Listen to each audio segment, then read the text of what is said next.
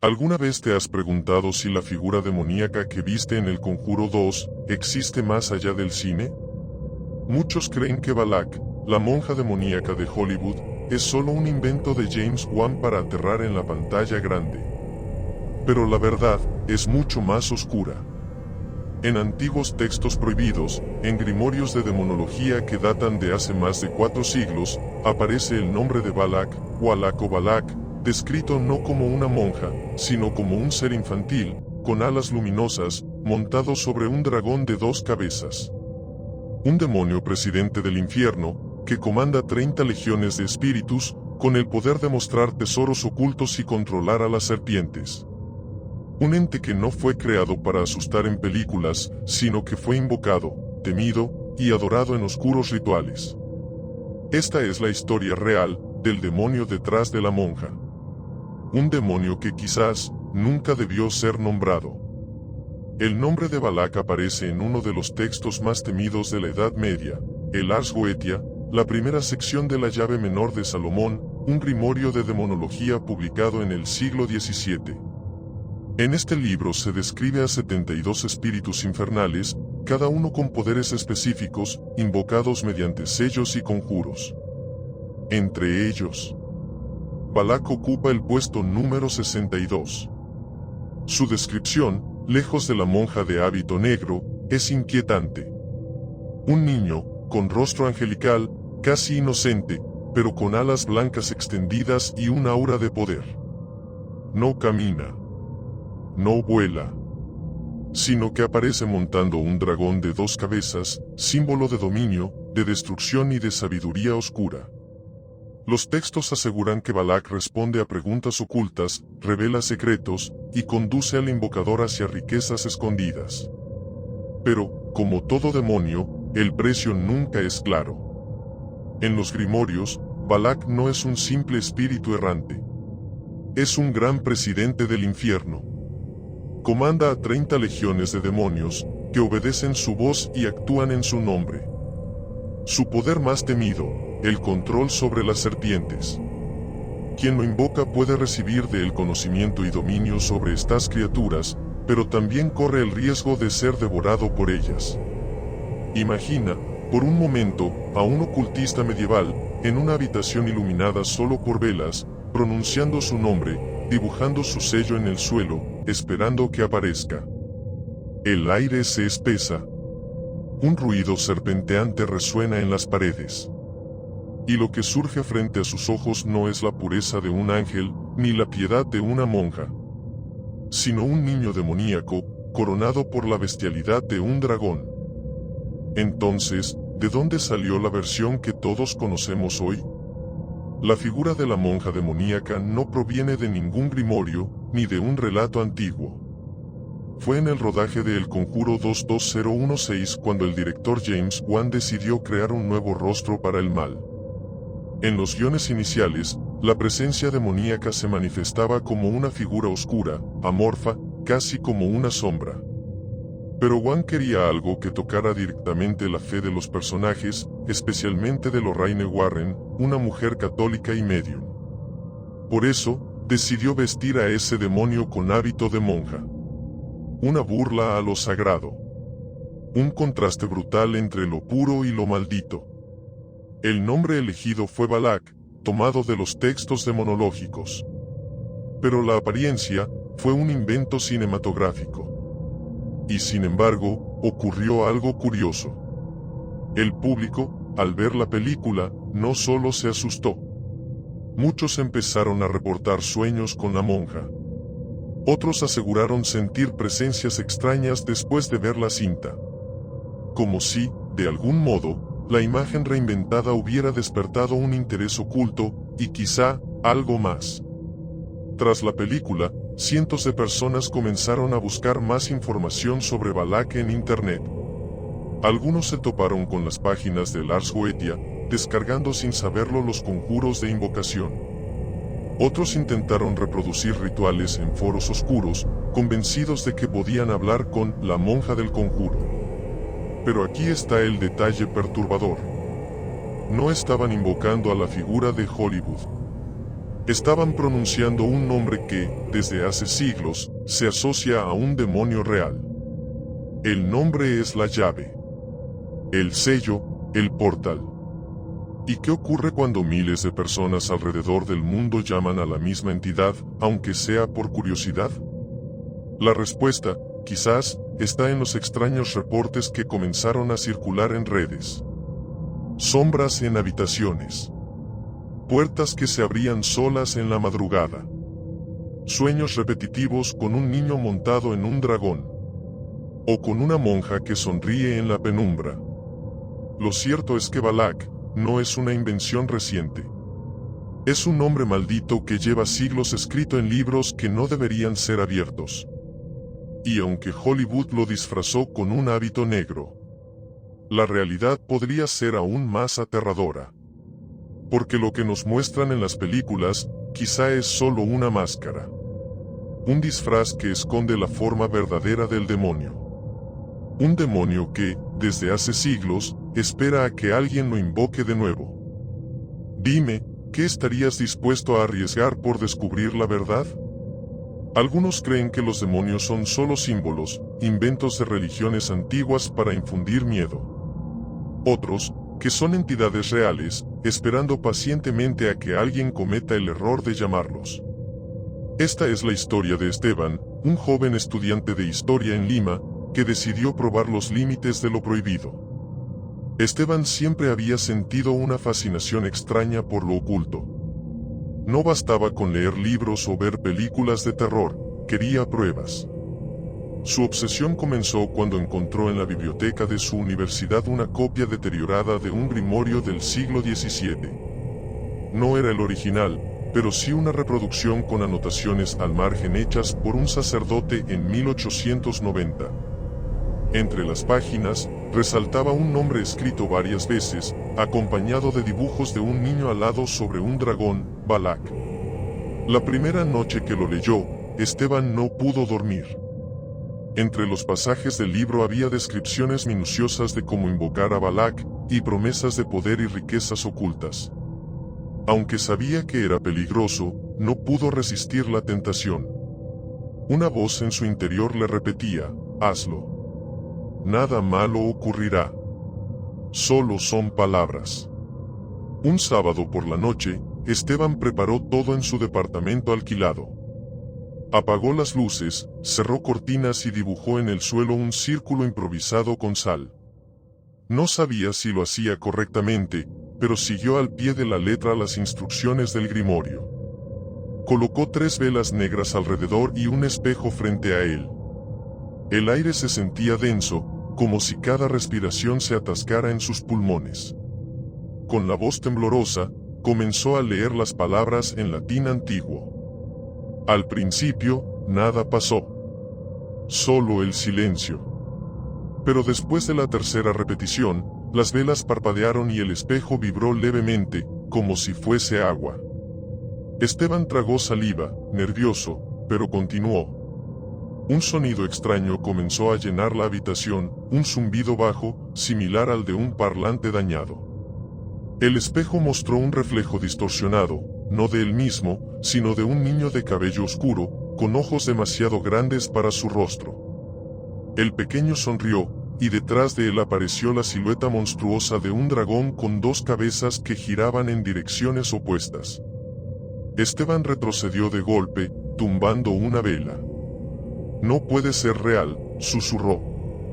El niño en el espejo ladeó la cabeza, como estudiándolo. Sus labios se movieron sin emitir sonido, hasta que finalmente una voz grave resonó dentro de la habitación. Me has llamado, y aquí estoy. El corazón de Esteban martillaba en su pecho. Intentó borrar el círculo de sal, pero el suelo parecía endurecido, como si hubiese quedado grabado. El espejo vibró otra vez, y esta vez la voz se volvió más clara, casi burlona. Soy Balak, guardián de lo oculto. ¿Qué deseas, humano? Esteban intentó responder, pero apenas podía articular palabra.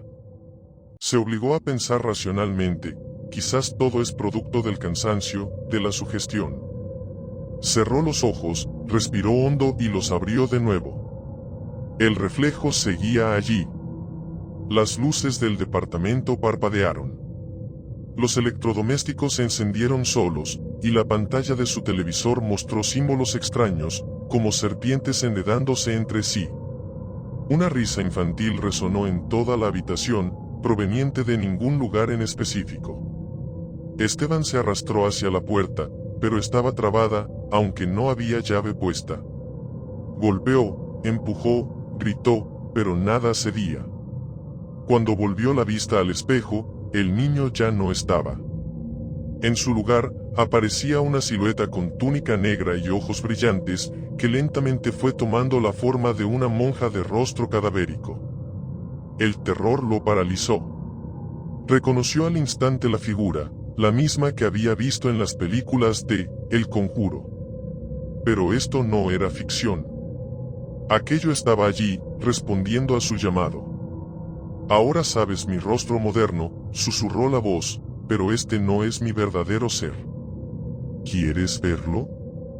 De pronto, el espejo se agrietó y el reflejo cambió. Un niño alado, hermoso y aterrador a la vez, montaba un dragón que se retorcía como si estuviera vivo dentro del cristal. Sus ojos, de un amarillo enfermizo, se clavaron en los de Esteban. Un frío insoportable recorrió su cuerpo. Todo a su alrededor se oscureció, como si la noche hubiese devorado las paredes. En el suelo, las líneas de sal brillaron con un resplandor rojizo, y en la distancia escuchó siseos de serpientes deslizándose. Esteban cayó de rodillas, suplicando, «Detente, lo siento, no quise».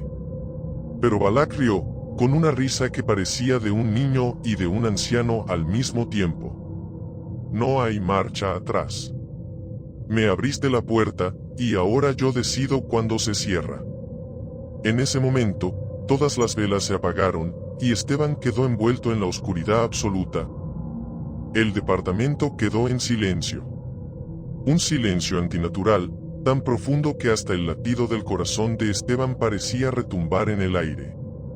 Se arrastró hasta la pared, temblando, y encendió la linterna de su celular.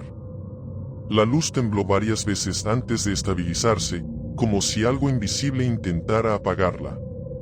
Al dirigirla hacia el espejo, ya no había reflejo alguno. Solo un cristal negro, opaco, que parecía absorber la claridad de la linterna. Esteban respiró con dificultad. Intentó convencer a su mente, todo fue una alucinación, nada de esto es real. Pero entonces, un sonido leve rompió el silencio. Un golpe seco en la cocina. Después, otro. Como si alguien caminara lentamente, arrastrando los pies. ¿Quién está ahí?, preguntó Esteban con la voz quebrada, aunque sabía la respuesta. Del pasillo que conectaba la sala con la cocina surgió una sombra. Primero pequeña, como la de un niño. Luego creció, se estiró hacia el techo, adoptando proporciones imposibles. La linterna parpadeó, y durante una fracción de segundo, Esteban juró ver ojos brillantes dentro de la silueta. El aire se llenó de un siseo insistente. No provenía de un solo lugar, sino de todas partes, debajo de la cama, detrás de los muebles, incluso dentro de las paredes. Esteban bajó la luz y vio lo imposible, decenas de serpientes deslizándose por el suelo, saliendo de grietas que no estaban allí antes. Su piel escamosa brillaba con un tono metálico, y todas avanzaban hacia él, en perfecta sincronía. Gritó y retrocedió hasta subirse a una silla, pero las serpientes no lo mordieron. Simplemente se enroscaban alrededor de la mesa, formando un círculo. Parecían obedecer a algo. A alguien. «Ellas me sirven», susurró una voz infantil cerca de su oído, aunque no había nadie allí. «Ellas me anuncian». Esteban volteó de golpe, pero solo vio el vacío. Su respiración se volvió agitada. La linterna cayó de su mano y rodó por el suelo, iluminando por accidente una esquina de la sala. Allí, sentado tranquilamente en el piso, estaba el niño del espejo. Sonreía. no decía nada. Solo lo observaba. Esteban tembló tanto que apenas podía moverse. Sus labios secos intentaron formar palabras. ¿Qué quieres de mí? El niño ladeó la cabeza. Sus ojos amarillos reflejaban la tenue luz de la linterna. Finalmente, habló con voz suave, casi dulce. Tú me llamaste. Tú abriste la puerta. Ahora eres mío. Antes de que pudiera reaccionar, las luces de todo el departamento explotaron. Cristales de focos cayeron al suelo, rebotando cerca de su piel. En la penumbra total, el niño desapareció, y en su lugar se escuchó un coro de risas, de distintas edades, como si fueran decenas de niños riendo a la vez. Esteban se cubrió los oídos, pero el sonido venía de adentro, de su propia mente. Corrió hasta la puerta, forcejeó con la cerradura, pateó, pero nada cedía. Detrás de él, algo comenzó a arrastrarse lentamente por el suelo, como garras contra cemento. Cuando reunió valor para mirar, lo vio. La monja. Esa figura que había aparecido en el espejo ahora estaba en su sala, de pie, inmóvil, con los ojos hundidos en sombras y la boca torcida en una sonrisa inhumana. No eres real, susurró Esteban, aunque el temblor de su cuerpo lo delataba. La figura dio un paso hacia adelante. Cada movimiento suyo hacía crujir el aire, como si se quebrara el espacio mismo. La cruz que Esteban llevaba en su cuello comenzó a calentarse, quemándole la piel. Se la arrancó y la lanzó al suelo, donde quedó negra, como carbón. La monja extendió una mano hacia él. Y entonces, sin transición alguna, la voz del niño volvió a sonar. Este es solo un rostro. Mi verdadero ser ya lo conociste. ¿Quieres que te muestre más? Las paredes comenzaron a agrietarse. De las fisuras brotó un líquido oscuro que olía a hierro y azufre. Las serpientes se disolvieron en humo, y de ese humo emergieron símbolos brillantes, escritos en un idioma que Esteban no reconocía. Su celular vibró de pronto. Lo sacó del bolsillo con desesperación. En la pantalla no había notificaciones, solo un mensaje que se escribía solo. No escapes. Eres parte del juego. El dispositivo se apagó de golpe. Esteban se dejó caer contra la pared, con lágrimas en los ojos. Se arrepintió de cada decisión, de cada palabra que había leído en ese maldito grimorio. Pero era tarde. Sabía que había cometido un error irreparable. La voz volvió, esta vez con un tono más grave, como si hablara desde el fondo de un abismo. Balak no concede deseos. Balak cobra almas. En ese momento, la figura de la monja se desmoronó como cenizas, y detrás de ella surgió lo imposible, el niño alado sobre el dragón bicéfalo. El dragón rugió sin sonido, moviendo sus cabezas en direcciones opuestas. El niño, sin dejar de sonreír, levantó un dedo y lo señaló directamente. Esteban sintió un golpe en el pecho. Como si le arrancaran el aire, como si una mano invisible le oprimiera el corazón. Cayó de rodillas, jadeando, mientras sombras reptaban desde el suelo hacia su cuerpo, enredándose como cadenas. Su mente comenzó a llenarse de voces. Algunas le suplicaban que huyera. Otras lo incitaban a rendirse. Entre todas, destacó una clara, profunda y brutal. Tú me invocaste, y ahora serás mi anfitrión. Esteban gritó hasta desgarrarse la garganta. Pero su grito se perdió en la oscuridad, y la ciudad que dormía allá afuera nunca escuchó lo que ocurrió dentro de aquel departamento. El grito de Esteban se apagó en la oscuridad. Su garganta ardía, pero lo peor era la sensación en su pecho, como si algo invisible hubiera penetrado en su cuerpo, removiendo cada fibra de su ser. El niño alado seguía frente a él, montado en el dragón bicéfalo. Los ojos amarillos lo taladraban, y de su sonrisa brotaban dientes afilados que no correspondían a un niño, sino a una bestia. Ya no eres dueño de ti, dijo Balak, con voz doble, la de un niño y la de un anciano superpuestas. Me ofreciste entrada, y ahora habitaré en tu carne. El dragón rugió en silencio, pero el rugido se sintió dentro del cráneo de Esteban, como un terremoto interno. Sus huesos vibraron. Se llevó las manos a la cabeza, intentando detener la presión insoportable, mientras lágrimas de sangre comenzaban a deslizarse por sus ojos. El departamento se deformaba a su alrededor. Las paredes se alargaban, el techo parecía perderse en la negrura. El espejo del ritual se multiplicó en fragmentos que flotaban en el aire, reflejando decenas de imágenes de Esteban. En todas, aparecía con un rostro diferente, como si ya no fuera él, como si decenas de versiones corrompidas lo estuvieran observando desde otros mundos. De repente, los reflejos comenzaron a moverse por su cuenta. Uno sonrió, otro gritó, otro se golpeaba contra el cristal como buscando escapar. Esteban retrocedió, pero no había lugar a donde huir. Mírate. Tú mismo eres el portal. El niño señaló con su dedo, y los fragmentos de espejo se clavaron en el aire, formando un círculo. Dentro de ese círculo apareció un agujero negro, profundo, que succionaba toda la luz. Del interior emergieron manos huesudas, dedos largos que arañaban el suelo y se arrastraban hacia Esteban. Él gritó y corrió hacia la puerta, golpeándola una vez más. Esta vez la cerradura cedió, pero lo que había afuera no era el pasillo de su edificio. Era un corredor interminable, iluminado por lámparas que parpadeaban débilmente, y cubierto de símbolos pintados con sangre. No, no puede ser, balbuceó Esteban, mientras retrocedía. El dragón avanzó hacia él, atravesando el marco de la puerta como si la madera no existiera. Cada paso suyo hacía vibrar el suelo, y cada respiración exhalaba humo sulfuroso. Esteban corrió por el pasillo, sin mirar atrás. Las lámparas explotaban una a una a medida que avanzaba, dejándolo en la penumbra. Las paredes parecían cerrarse, respirando como un cuerpo vivo.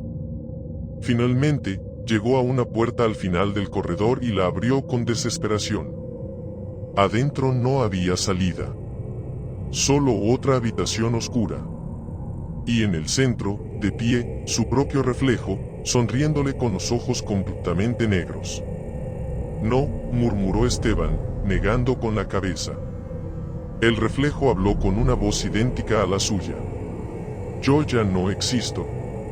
Solo quedas tú, o lo que queda de ti. Las luces se apagaron de golpe. El frío lo envolvió. Y entonces sintió como algo se arrastraba dentro de su piel. No desde afuera, sino desde adentro. Como si una presencia estuviera expandiéndose en su pecho, recorriendo sus venas, apoderándose de cada músculo. Esteban cayó al suelo, convulsionando. Veía flashes, serpientes que entraban por su boca y salían por sus ojos, risas infantiles que se transformaban en alaridos demoníacos, el niño montado en el dragón entrando en su cuerpo como un humo negro. Luchó por resistirse. Gritó plegarias que recordaba de su infancia, pero las palabras se distorsionaban al salir de su boca, transformándose en blasfemias. Cada intento de rezar solo lo hundía más. De pronto, su cuerpo se arqueó violentamente y quedó en silencio. Sus ojos se abrieron, ya no eran suyos, eran dorados, brillantes como los del niño demoníaco. Una sonrisa cruel deformó su rostro. Se levantó con calma, como si nada hubiera ocurrido. Caminó hasta el espejo roto en el suelo y se observó. En lugar de ver su reflejo, vio a Balak mirándolo desde dentro. Ya está hecho. Ahora somos uno. Esteban intentó gritar dentro de su propia mente, pero fue inútil. Estaba atrapado, reducido a un espectador dentro de su propio cuerpo. Balak movió sus manos, probando su nuevo anfitrión. Sonrió satisfecho. Y en un instante, el departamento volvió a la normalidad, sin serpientes, sin grietas, sin humo. Todo parecía como antes. Si alguien entrara ahora, pensaría que nada había pasado. Pero Esteban ya no existía. Balak, usando su piel, salió del edificio y se perdió entre la multitud nocturna de Lima. Nadie lo reconoció. Nadie sospechó lo que caminaba entre ellos. Dentro de su mente, Esteban gritaba, pero solo él podía escucharse. Y con cada minuto que pasaba, su voz interior se hacía más débil, más lejana. Hasta que quedó reducido a un susurro apagado, atrapado en un rincón oscuro de su propia alma. Balak había ganado. Y lo peor era que no había final feliz. Porque donde alguien se atreviera a invocarlo, él siempre encontraría la forma de quedarse. Durante días, nadie notó nada extraño en Esteban. Sus compañeros de la universidad lo veían igual, aunque algunos comentaban que su mirada era distinta. Más fija, más intensa, como si detrás de sus ojos hubiese algo acechando. Los primeros cambios fueron sutiles. Pasaba más tiempo en la biblioteca, no ya investigando historia, sino buscando libros de ocultismo, documentos antiguos, incluso textos prohibidos. Sus manos temblaban con ansias cuando encontraba lo que quería, como si el conocimiento secreto lo alimentara. En las noches, los vecinos del edificio escuchaban sonidos extraños en su departamento, cánticos en lenguas desconocidas, golpes secos, pasos que se multiplicaban. Nadie se atrevió a confrontarlo. Una anciana del tercer piso juraba que cada vez que cruzaba con él en la escalera sentía un frío en el pecho, como si la mirara a través, como si supiera exactamente cuánto le quedaba de vida. Dentro de su mente, Esteban seguía atrapado. Su conciencia era un eco debilitado, observando cómo Balak usaba su cuerpo. Cada tanto intentaba gritar, suplicar, pero lo único que conseguía era escuchar la risa burlona del demonio. «Eres una marioneta rota. Déjame trabajar». Y Balak trabajaba. Buscaba. No se conformaba con un cuerpo, quería más.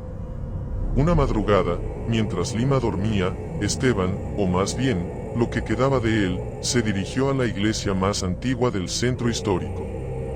Se sentó en la última banca, observando en silencio a los pocos fieles que rezaban. Nadie le prestó atención. Pero cuando se levantó y pasó junto a un crucifijo de madera, el Cristo tallado abrió los ojos.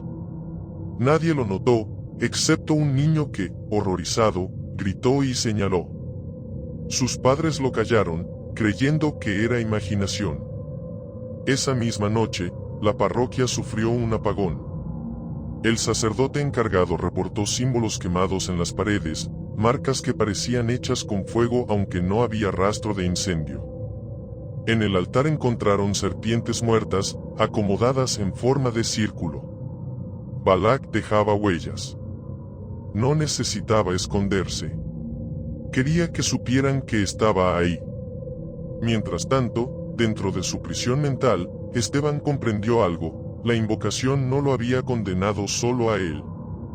Había abierto una puerta que Balak usaría para entrar en este mundo. Cada paso suyo lo acercaba más a establecerse definitivamente. Una noche, en un intento desesperado, Esteban logró tomar el control por unos segundos. Fue suficiente para escribir un mensaje con su propia mano en la libreta donde había copiado el ritual. Las palabras eran torpes, incompletas, pero claras. No lo invoques. No pronuncies su nombre. Yo ya no existo. Al amanecer, Balak notó lo escrito. Sonrió a través del rostro de Esteban y arrancó la hoja. No la destruyó, no la quemó. La guardó. Como una burla, como una advertencia a quien algún día la encontrara. Pasaron semanas. Los rumores crecían, estudiantes desaparecidos, apariciones en cementerios, voces en los túneles subterráneos de la ciudad. Nadie podía relacionar los hechos, pero todos tenían algo en común, símbolos de serpientes y un nombre susurrado en sueños por los testigos. Balak. Lo más aterrador no era lo que hacía, sino lo que planeaba. Porque cada invocación, cada repetición de su nombre, cada mirada al grimorio, abría otra rendija. Otros lo soñaban, otros lo llamaban sin saberlo. El mal se extendía como un virus. Y aquí viene la advertencia. Porque esta historia no es solo una ficción para entretener. Hay quienes aseguran que con solo escuchar demasiado sobre Balak, ya le das poder. Que nombrarlo, repetirlo, compartirlo, lo alimenta. Dicen que algunos espectadores de esta misma historia, al apagar la pantalla, han visto su reflejo sonreírles en el espejo. Dicen que otros han escuchado un siseo en su habitación, aunque estén completamente solos. Y que un pequeño niño alado, montado en un dragón, se sienta a observarlos mientras duermen, esperando pacientemente el momento exacto para entrar. La pregunta es, ¿tú lo notaste? ¿El cambio en el ambiente mientras escuchabas? ¿El frío en la espalda? ¿Ese ligero parpadeo de la luz en tu cuarto? No es casualidad. Porque al igual que Esteban, ahora tú también abriste una puerta. Y aunque apagues este video, aunque cierres los ojos y quieras olvidarlo, Balak ya sabe tu nombre. Y recuerda, él siempre sonríe antes de aparecer. Durante siglos, el nombre de Balak ha permanecido escondido en manuscritos oscuros y grimorios que solo los iniciados podían leer. Pero a lo largo de la historia, hay registros y testimonios de personas que aseguran haber sentido su presencia. Y lo más perturbador es que, incluso sin conocer la cultura pop moderna, muchos escribieron símbolos y visiones que coinciden con lo que hoy asociamos al demonio. Uno de los casos más mencionados por demonólogos ocurrió en Francia, a finales del siglo XVII. Un sacerdote relató en sus notas cómo, durante un exorcismo a una mujer de 22 años, la joven comenzó a hablar en un idioma que nunca había estudiado, latín antiguo. Entre gritos desgarradores, repetía un nombre una y otra vez, Balak, Balak, Balak. El sacerdote escribió que, al escuchar ese nombre, la temperatura del lugar descendió de manera brusca y todos los presentes vieron cómo serpientes aparecían bajo las camas. Nunca pudieron explicarlo de forma natural. En 1932, en Polonia, un grupo de monjas reportó algo insólito. 3 de ellas afirmaron haber tenido el mismo sueño en noches distintas, un niño pálido montado sobre una bestia alada, que le sonreía mostrando colmillos afilados. Lo extraño es que estas monjas no tenían acceso a grimorios ni a textos ocultistas. Sin embargo, al revisar los archivos de la diócesis, los investigadores encontraron que aquel ser coincidía con la descripción de Balak en el Ars Goetia. Algunos investigadores del ocultismo aseguran que en los archivos secretos del Vaticano hay documentos que mencionan a Balak. Uno en particular habría sido escrito en 1955, donde se detalla un ritual de liberación practicado a un seminarista. Según la transcripción, la voz que hablaba a través del joven dijo: "No soy un simple espíritu. Soy el presidente de 30 legiones. Soy Balak, el que se esconde en la forma del inocente". Aunque el Vaticano nunca ha confirmado la autenticidad de estos registros, la historia se ha repetido entre exorcistas modernos. Con el estreno de El Conjuro 2 y La Monja, el nombre de Balak se popularizó como nunca antes. Pero esto trajo un efecto inesperado. Miles de personas comenzaron a afirmar que, tras ver las películas, tuvieron sueños perturbadores con figuras de monjas oscuras o niños que los llamaban por su nombre. En foros de internet, algunos contaron que despertaban a las 3:15 de la mañana y escuchaban golpes en las paredes o voces susurrando desde los espejos. ¿Sugestión colectiva? Tal vez. Pero lo inquietante es que muchos describieron el símbolo del triángulo invertido con el círculo en el centro, exactamente igual al de los grimorios.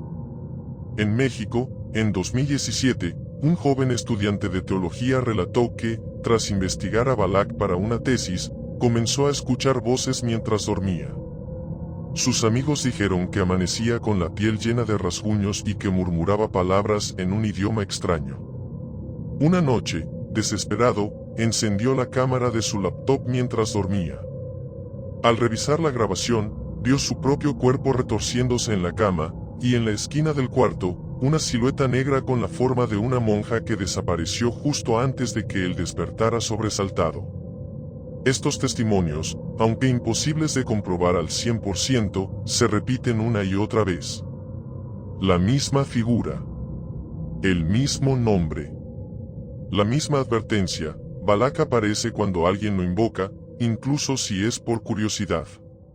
Quizá lo más inquietante de todo esto no sea la historia de Stephen, ni los documentos antiguos, ni siquiera los testimonios de exorcismos.